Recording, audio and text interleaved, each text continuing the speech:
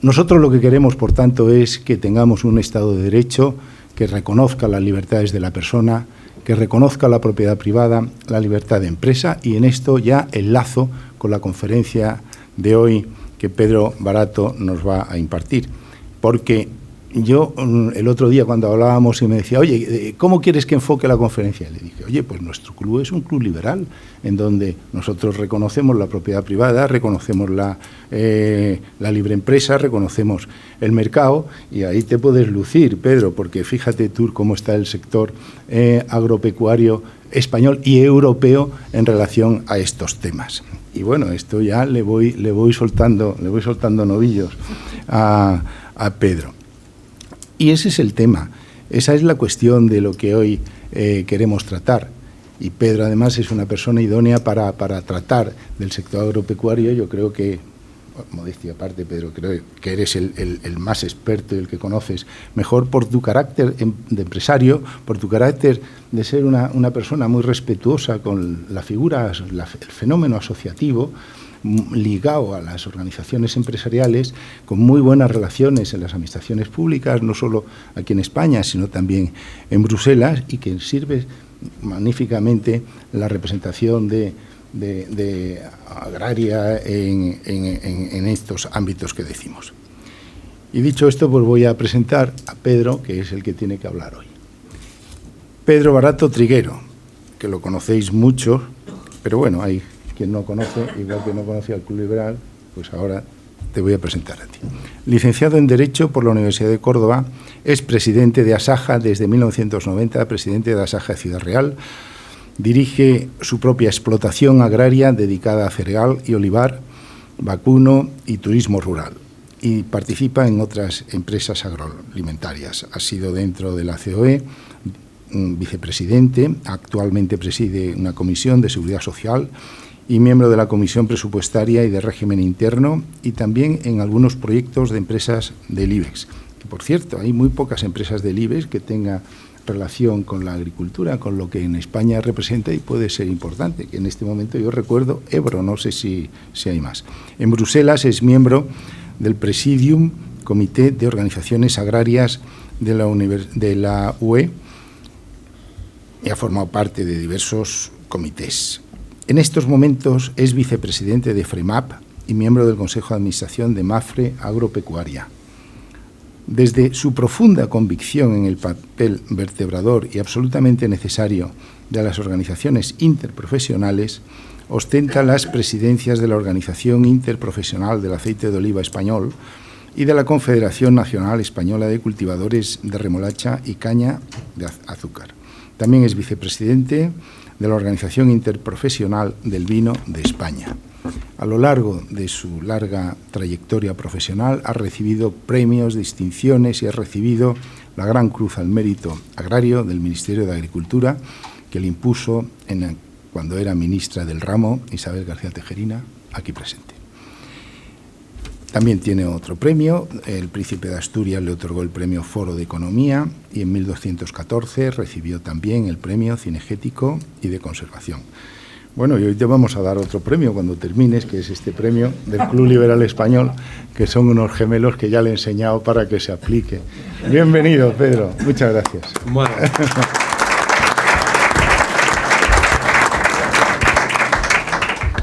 Bueno, pues buenas tardes, querido Carlos, querido presidente, y tantos buenos amigos que hay en esta sala esta tarde. Yo quisiera saludar muy especialmente a todos, pero en particular a Isabel García Tejerina, ministra, amiga, buena amiga, que en honor a su condición pues siempre llega más temprano que los demás. Ha llegado a las 7 y se ha tenido que ir para venir a las 7:30. Al presidente del CES, Antón, que yo no he tenido el privilegio de estar con él, pero sí fui constituyente del CES español y agradezco mucho su presencia, porque el CES es una institución donde la verdad que se dialoga mucho y se dialoga de verdad. Luego lo que ya se traslada a las leyes es otra cosa, pero el trabajo que se hace es muy profesional y la verdad que también agradezco a Antón que esté aquí. Y a tantos amigos de provincias de Asaja que están aquí, en particular pues bastante gente en Ciudad Real, como decía Carlos, Ciudad Real se ha quedado vacío, no es así, y a colaboradores también. tanto de la Oficina Nacional como de otras provincias de Asaja. También en este Club Liberal me he dado cuenta que muchas personas que han trabajado en la COE y muy bien, desde la banca, pasando por relaciones laborales, también están aquí presentes hoy, cosa que agradezco. Y por último, Carlos, decirte que yo el Club Liberal lo conocí en el campo, si recuerdas, lo conocí en casa de Manolo, donde me llevasteis allí aquel día, que Manolo decía que tenía que hacer unas cosas por la mañana, que aquello no se produjo, y luego ya sí tuvimos una comida con Enrique y algunos buenos amigos también. Y tengo también aquí a mi presidente de FREMAP, a Mariano de Diego, al cual también agradezco su presencia, y al director general. Cuando yo preparaba esto entre Croacia y Granada ayer, si he hecho cosas difíciles en mi vida, esto supera, porque venir al Club Liberal a hablar de agricultura, esto es complicado. Me vais a permitir, pero esto es complicado. Y yo, hablando con mis colaboradores, decía, ¿por dónde empiezo? Pues, claro, porque a los míos que están aquí, pues no les tengo yo que contar cuántas vacas hay en España, ni cuántas ovejas hay en España, ni si esto sube o esto baja, pero claro, tengo que hacerlo. Me he olvidado de Mila y de Carmen Funes, que también están aquí presentes, perdonadme. Entonces, ¿cómo empiezo yo esto? Pues para que conozcáis la situación del campo español, tengo que empezar a decir que en España pues hay en torno a 900.000 explotaciones agrarias, que tenemos unas cooperativas que estamos en 3.000, que tenemos 30.000 empresas o industrias, que tenemos una superficie agraria útil de en torno a 23 millones de hectáreas, y de las cuales pues 15 son las que dedicamos a la agricultura, y dentro de las 15 pues tenemos 4 que son de regadío, que luego le dedicaré un poquito al tema del agua, y que tenemos una producción final agraria que supera los 54.000, casi 55.000 millones de euros. Y que luego pues también tenemos un sector que da mucho empleo en condiciones muy complicadas. Estamos en torno a, no llega, pero podemos hablar de 2 millones de empleo. Y luego lo más importante, y ese es el gran debate que yo he tenido con Carlos estos días, qué pasa con esto, pero luego la balanza comercial resulta que es positiva en casi 20.000 millones, en 18.000 millones de euros. Y decía Carlos, ¿y cómo se puede hacer esta balanza comercial si siempre le estáis diciendo que los precios percibidos al agricultor tienen siempre un marchamo en el que en algunos casos no llegan a los costes de producción? Bueno, Ricardo Chamorro, que hoy ha estado también, que es diputado por Vox, que hoy ha estado con este tema, me ha mandado un vídeo con este tema hoy, y al final, pues para ver, hay que hacer la radiografía.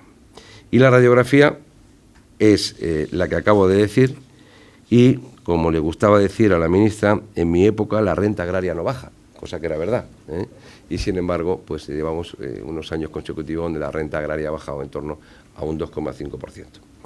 Luego, hay otra serie de datos que creo que se tienen que conocer para ver qué es lo que tenemos, y, por ejemplo, pues cuando hablamos de ganadería, España apenas tiene 8,5 millones de cabezas de ganado vacuno. Llegamos a tener 14. España llegó a tener 27 millones de cabezas de ovino. Apenas tenemos 15 millones de cabezas de ovino. España tiene unas circunstancias en donde estamos estabilizando, yo creo que demasiado, lo que son determinadas producciones.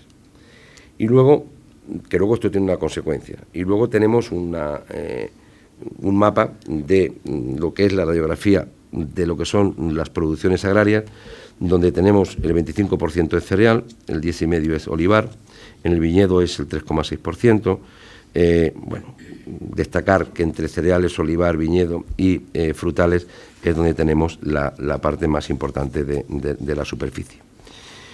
Y dicho esto, en ganadería hay un sector que voy a ir estableciendo ya determinados planteamientos liberales.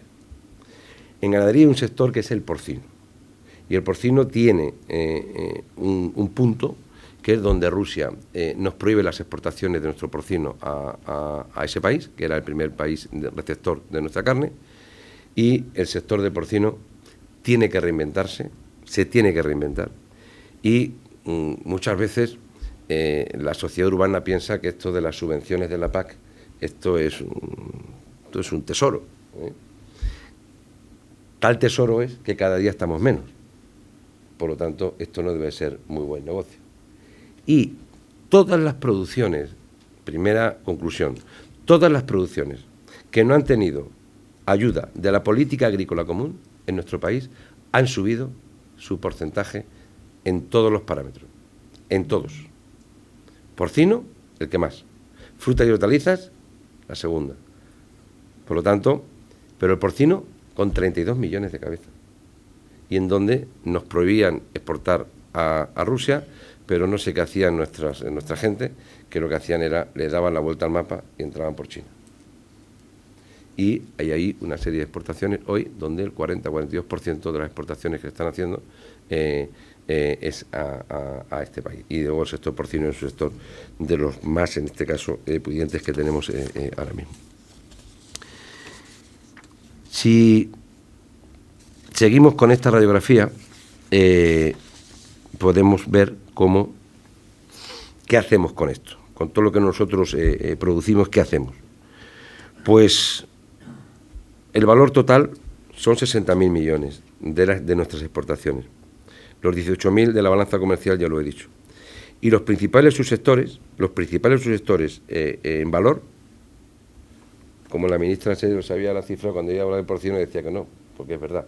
Primero frutas y hortalizas y luego el sector del porcino, con 10.162 millones de euros de frutas, 8.000 millones la carne, 7.000 las hortalizas. Si sumamos la fruta y las hortalizas estamos hablando de casi 20.000 millones. Y el aceite y la grasa, 5.000 millones. Destinos, la Unión Europea el 63% y el resto terceros países. Esa es la radiografía de lo que es el sector agrario español. Para esta radiografía, para lo que ocupa en el territorio, para el empleo que hay, qué poco caso se le está haciendo a este sector. Y segundo, hemos tenido una crisis de chip, que creo que no podíamos tener coches porque nos faltaban los chips. No hemos tenido ninguna crisis de alimentos. El 99% de las cosas que tenían o que venían a nuestro frigorífico las hemos tenido incluso hasta con el COVID. La pregunta es, ¿por qué siempre, o casi siempre, a un sector que es el de la alimentación, el que da de comer, se le hace tan poco caso? Y hemos pasado a una situación muy adversa. Otra cosa es que se le haya hecho menos caso, se haya preocupado poco, pero nunca hemos visto en esta última etapa que el propio gobierno sea el que ataque al sector agrario, que sean miembros del gobierno los que ataquen al sector agrario. No me estoy inventando nada. El tema de la carne, el tema del lobo, el tema del Nutri-Score, que menos mal creo que hemos conseguido pararlo. El Nutri-Score es algo tan sencillo como es una cadena de semáforos donde los productos están debajo y los productos tienen un semáforo por el cual está rojo, verde y ámbar. La Coca-Cola estaba en verde y el aceite de oliva estaba en rojo. Eso es lo que el señor Garzón estaba defendiendo en Bruselas. Una barbaridad de los ataques que se está teniendo el sector agrario en estos últimos tiempos. Se me pedía por parte del club que yo hablara de los retos y tengo que contar una anécdota que si no se me olvida. Hoy estando en una reunión con Mariano y con Enrique, dice, oye, ¿tú de qué vas a hablar? Digo, yo voy a hablar de los retos del sector agrario. Dice, pues el título te lo han puesto mal. Vas a hablar de los restos del sector agrario. Cosa que es verdad, porque en el correo que desde la oficina mía se envió, venían los restos. Y yo digo, Dios mío, no quiero hablar de los restos del sector agrario porque entonces esto va a ser algo tremendo, pero era verdad. ¿Cuáles son los principales retos que tiene el sector agrario de verdad? Luego hablaremos de otras cosas, pero de verdad, los retos del sector agrario, el primero, de mi punto de vista, es la seguridad y la garantía alimentaria. Creo que estamos haciendo las cosas francamente bien, muy bien diría yo, y desde luego aquí vale la frase hecha y manida, pero es que es así, con las cosas de comer no se puede jugar, no se puede jugar.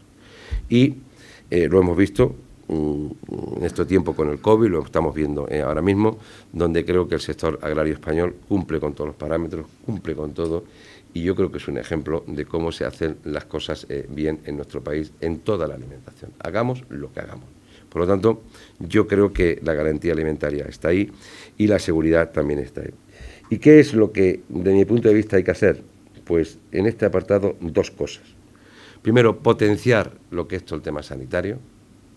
Todo el tema de la sanidad es de vital importancia, pues si no tenemos sanidad no podemos exportar, pero claro, punto y seguido, pero que los demás también la tengan, porque si nosotros exportamos con seguridad, con calidad, con niveles del siglo XXII casi ya, no solamente en sanidad, sino también en costes de producción, la forma de trabajar, pues lo que queremos es, y luego lo diré, que haya un espejo en donde nos podamos mirar lo que entra por lo que sale. Tan liberal soy que digo muchas veces, no, solamente lo nuestro, ¿vale? Pues solamente lo nuestro, a ver qué hacemos los de La Mancha si nos tenemos que beber todo el vino nosotros. O los de Jaén que están aquí, si se tienen que comer todo el aceite que ellos producen, no. Lo que tiene que haber son unas reglas de juego claras y transparentes. Y la trazabilidad es una palabra mágica que vale para todo. Y luego yo creo que hay que hacer unas campañas donde hay que valorizar las cosas que hacemos. Es que hemos acostumbrado a la sociedad a abrir el frigorífico y no preguntamos nada. Recuerdo una encuesta que se hizo en París, donde a los niños se les hizo que pintaran un pollo. Pintaron un pollo. Y entonces, pues por las escuelas, pues pintaron un pollo. Los que estaban en el campo fuera de París, pues pintaban un pollo, con la gallinita comiendo allí y tal, y los de París pintaban un pollo dando vueltas en el asador, ¿no?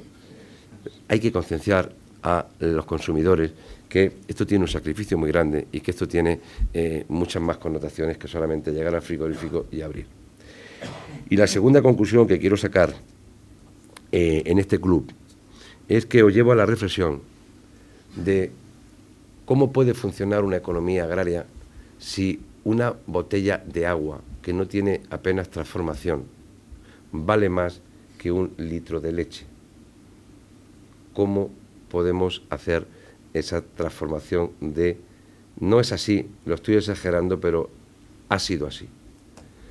Entonces, es que hay que ordeñar la vaca, es que hay que dar de comer a la vaca, es que un camión tiene que llevar la leche, la tienen que pasteurizar. Esa cadena tiene que funcionar de otra forma, ¿no? Y yo creo que para eso, ¿qué necesitamos? Pues necesitamos que los costes de producción, hay que abordar el tema de los costes de producción.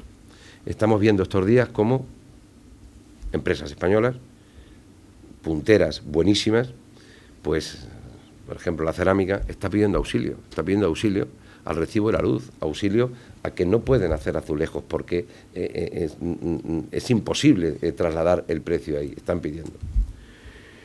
Si yo digo aquí que un regadío de Albacete, o da igual, de donde sea, pero ha pasado de pagar 2.500, 2.800 euros en la época alta ahora a 16.000 euros el recibo de la luz, ¿quién aguanta esto? Es imposible. Por lo tanto, creo que es muy importante el que este tipo de circunstancias se aborden en los costes de producción. Tengo una anécdota de antes de ayer, antes de marcharme a Granada, con una compañía de fertilizantes en donde yo, y lo puedo demostrar en mi teléfono, ponía en manos de esta industria urea a 390 euros la tonelada. Y me decía, pero no puedo comprarla, Pedro. Es rusa. Digo, es rusa. Digo, oye, ¿y el gas que estás gastando de dónde es? ¿Y el petróleo que estás gastando de dónde es? Entonces, hay una doble moral aquí de coger determinados planteamientos donde no puede ser.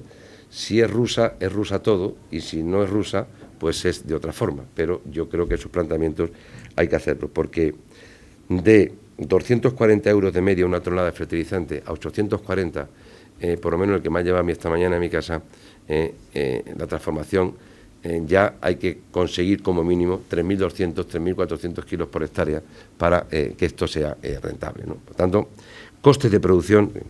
¿Y cómo podemos atajar los costes de producción? Pues yo creo que estos costes de producción tiene que ver con nuevas técnicas, hay que apoyar la agricultura de precisión, hay que utilizar el Internet para que optimicemos el fertilizante que estamos haciendo a través de los tractores que ya tenemos que lo llevan todo, hay que utilizar todos los cuadernos de campo digitales y hay que utilizar todos los medios que haya. Pero claro, si tenemos que depender de los satélites de John Deere o de los satélites de New Holland o de Fenn, pues estos cortan cuando quieren. ¿Por qué digo esto? Porque en muchos sitios del territorio nacional todavía la línea no llega, el Internet no llega y por lo tanto no podemos hacer. Ahí tenemos unas situaciones que tenemos que hacerlo. Y luego yo creo que a través de algo tan importante como que es, y hay empresas que lo están haciendo, que son, hay que darle transparencia al mercado de derechos de emisiones. Yo creo que aquí sí que hay un potencial tremendo y que el campo lo tenemos. Pero yo tengo aquí una frase muy dura, pero es así. Si quien contamina paga, quien descontamina cobra. Y nosotros estamos en la parte que descontaminamos. Solamente llegamos con todas estas emisiones, me parece que a un 8 o un 10%, me parece que era el sector, y yo creo que es importante el que ese tipo de costes de producción los podamos hacer. Hay más cosas que podemos hacer. Todo esto de los costes de producción, yo creo que hay que valorizar todo lo que tenemos, valorizar todo lo que son purines, todo lo que son estiércol, todo lo que son biomasas, todo eso hay que valorizarlo. No es que sea una renta muy grande, pero puede ser un complemento de renta para determinadas explotaciones importantes. Ustedes recordarán cómo hace unos años, cuando había un molino de aceite, se abría aquello al Guadalquivir, y el Guadalquivir bajaba. En esta época, con todos los aperchines, el sector agrario ha tenido una evolución tremenda, donde hoy, cero. Hoy somos, en este caso, no contaminamos absolutamente nada. ¿Por qué? Porque ha habido, a lo largo de nuestra historia, en la época de Miguel Arias, en la época de Isabel, se hicieron todo lo que quedaba pendiente, pues todo aquello se llevó a que no pudiéramos contaminar o no se contaminara absolutamente nada en ese sector. Y de hecho, se pusieron, que yo recuerde, 6 plantas donde con aquel subproducto lo que se hacía era energía de las propias cooperativas. Aquí hay alguna presente y alguna importante. Por lo tanto, el tema de los costes de producción hay que llevarlo por eso. Y luego hay modos y maneras. Yo no estoy en desacuerdo con que hayan puesto 20 céntimos o 30 céntimos o lo que sea para el gasóleo. Muy bien. Pero a lo mejor, si ese dinero lo hubiésemos puesto para los autónomos, para los camioneros, para los pescadores, para los agricultores, había servido yo creo que para algo. Y mira cómo va esto otra vez, que estamos ya cerca de 2 euros hoy, ¿no? Por lo tanto, las medidas tienen que ser mucho más concretas para estos sectores productivos. Entramos en materia con el tema de lo que es la PAC y sus negociaciones en la actualidad. 2 frases. A mí no me gusta esta PAC, ni es la PAC que yo he pedido. Negociar no he negociado nada, por lo tanto yo no he negociado ninguna PAC. Y es una PAC que penaliza a la agricultura profesional y es una PAC que penaliza al agricultor profesional. No está mi amigo secretario general de los portugueses, mi colega Duarte, que coincide perfectamente. Ellos lo tienen peor, porque tienen el segundo pilar al 50%, o lo tienen peor todavía. No es la PAC. Podemos hacer los números como quieran, pero contaré un pequeño chiste de mi pueblo. Señor que va a la caja y le dice, dime los dineros que tengo. Y el otro le da un papel en el que una columna dice, debe y haber. Y el otro lo ve y dice, no, inocente, tienen que estar. Bueno, pues tienen que estar. A las cuentas que nosotros hacemos es que hay 1,6% menos de presupuesto, que parece poquito, pero esos son 1.000 y pico millones al año menos, 900 y pico. Por lo tanto, luego aquí hacemos las cuentas como se quiera. Segundo, esta PAC que tenía que haber empezado en el 2021 y vamos por el 2022 y todavía no se ha aplicado. Cuando llegue el 23 veremos a ver si se puede aplicar. Y dura hasta el 27. No quisiera equivocarme, pero yo creo que muchas de las cosas que hoy hay escritas no se van a poder hacer. No se van a poder hacer. Y luego hay una serie de situaciones en donde creo que para los tiempos que estamos viviendo, esta PAC es una PAC que penaliza la producción. Creo que cualquier economista, y tenemos de los buenos aquí, como Juan, si resulta que necesitamos más cosas para comer, pues, oiga, deje usted que hagan más cosas para comer. No, esta política lo que hace es quitar superficie o poner una serie de medidas para que las producciones sean de otra manera o menores. Si en un sector como el nuestro te limitan el 50% el fertilizante, te limitan el 50% el fitosanitario y te limitan, aunque sean el 30%, pues la conclusión es que vas a producir menos. Eso sin lugar a duda, porque de otra cosa los agricultores tendremos poca formación académica, pero a lo largo del tiempo sabemos que si pones 350 kilos de abono es mejor que poner 150. Y si encima vas a analizar la tierra y sabes el abono que tiene que poner, pues, yo creo que esta PAC no es la que España necesita y tampoco es la que Europa necesita. Europa, hemos visto cómo es el panorama del Parlamento Europeo, cada vez más verde, con todos los respetos, pero cada vez más barbaridades. Cada vez más barbaridades, más limitaciones.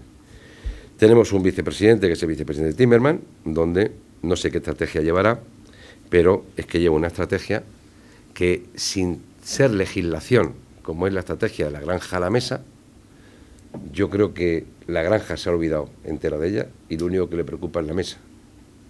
Y aquí hay una serie de recomendaciones que hemos podido ver, mi colega portugués y yo estos días en Croacia, donde todo el mundo está en contra de la granja a la mesa.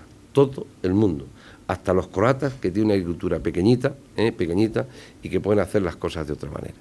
Por lo tanto, creo que, tercera afirmación que hago esta noche en el Club Liberal, desde mi punto de vista, Europa está muy enferma, fundamentalmente en la toma de decisiones con respecto a la agricultura.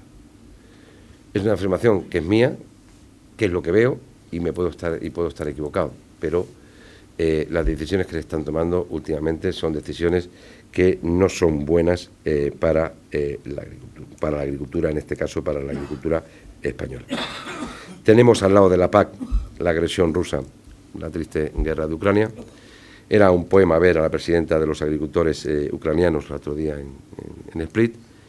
De eso sí deben de ser unos problemas serios, ¿no?, lo que allí está padeciendo esta gente. Pero no olvidemos que es que la dependencia que tenemos de Ucrania es que dependemos así el 29% de las exportaciones mundiales de trigo, el 19% del suministro mundial de maíz y el 80% de las exportaciones mundiales de aceite de girasol. Y Rusia es el principal proveedor de petróleo, gas y de materias primas, abono y fertilizantes. Estos son los datos que tenemos y con esto, pues, si España produce en torno a una campaña normal 14, 15 millones de toneladas, es que todavía necesitamos otros 12, 14 millones de toneladas más. Por lo tanto, nuestra dependencia la tenemos mucho en el mercado exterior. Y luego vienen las grandes historias de las contradicciones. Hemos pasado unos días donde no teníamos maíz para alimentar nuestro ganado, nos pusimos en contacto con el ministro, cosa que nos atendió, y empezamos a importar maíz transgénico de Brasil y de Estados Unidos. Creo que la estadística es que todavía no se ha muerto nadie y la estadística es que hemos solucionado un problema. Con esto lo que estoy pidiendo es que sea la investigación, que sea la ciencia, que sean nuestros investigadores los que nos lleven por el camino de las decisiones. Cuando son criterios políticos, pues al final son unos criterios que no conducen nada más que a ideología. Y cuando te llevas a la ideología, pues viene esta barbaridad. Los organismos genéticamente modificados son unos organismos que están ahí.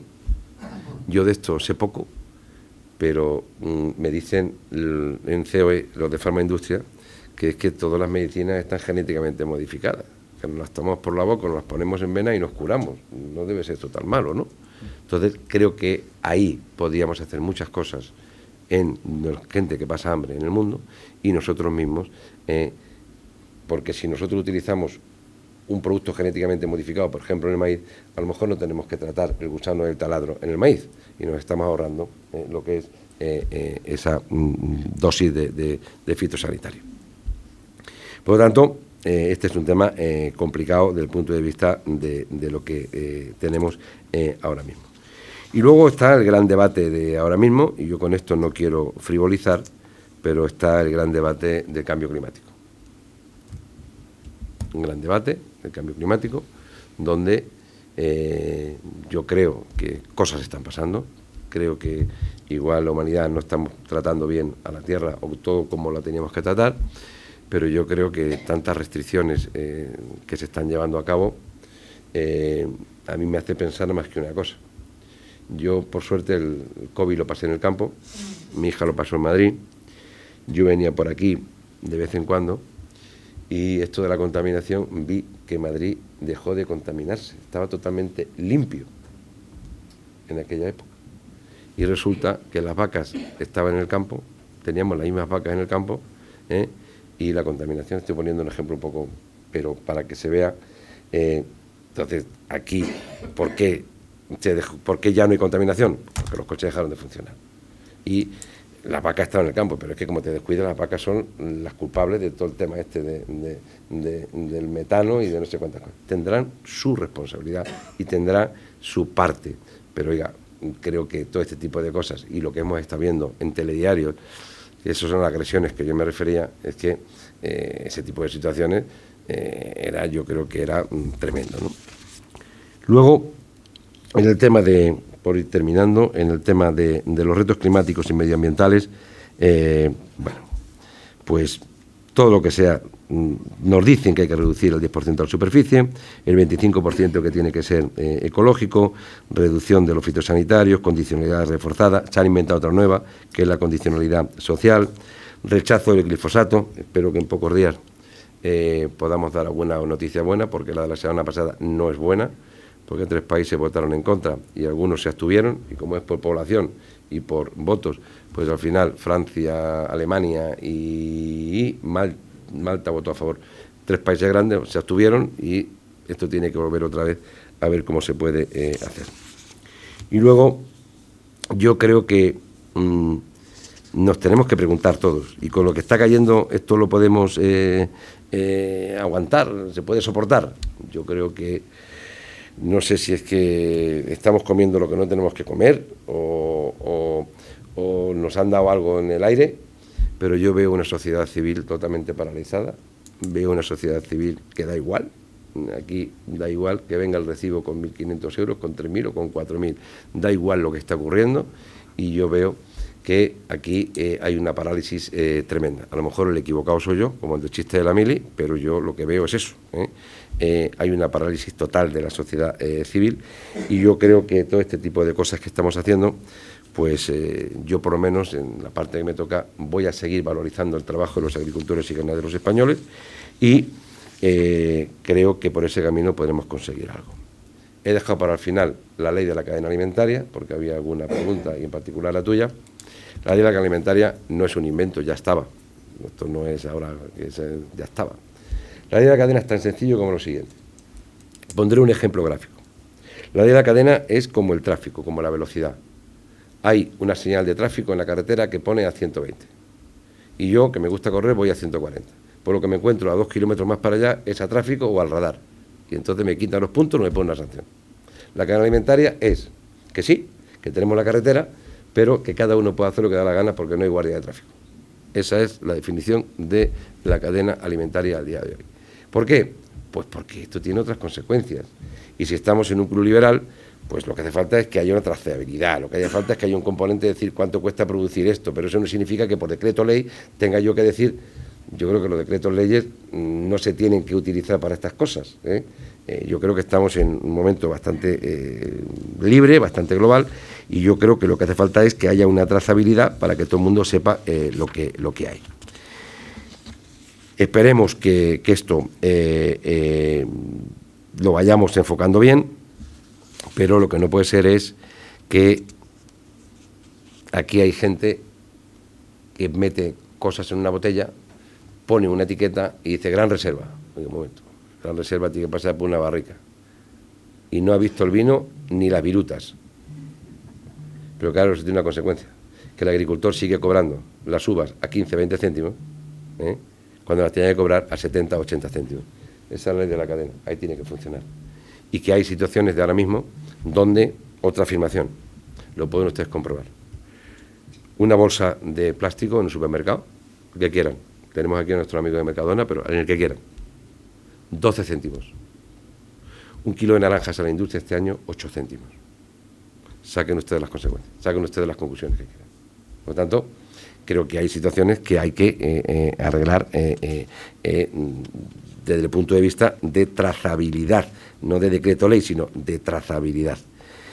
Y luego, pues termino con que creo que estamos viviendo una situación que ninguno deseábamos ni nos lo creíamos, y que esto pues se despierta de una forma muy violenta, y que en cualquier caso yo creo que poco realista de lo que representamos la agricultura y la ganadería en nuestro país.